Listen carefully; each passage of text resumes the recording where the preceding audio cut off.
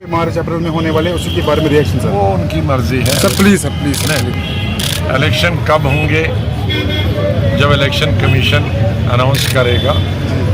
बाकी जिसको मर्जी है कौन सी डेट कौन देता है उनकी मर्जी है, हम किसी को बंद नहीं कर सकते। दूसरी यहाँ मीटिंग हमारे अपने वर्कर्स की मीटिंग है, हम मीटिंग है, इसमें कोई खुफिया बात नहीं है। सर कोई पॉलिटिकल लीडर बयान देता है कि इलेक्शन मार्च अप्रैल में होने वाला है, उससे आप कैसे देखते हैं सर?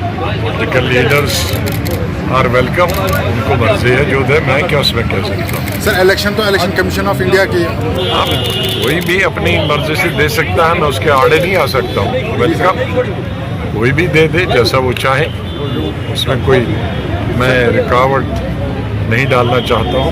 बहुत अच्छी और अधिकार जो कांग्रेस के नए प्रेसिडेंट बने उनका ये कहना है कि it's creation of democratic Azad party को मालूम है।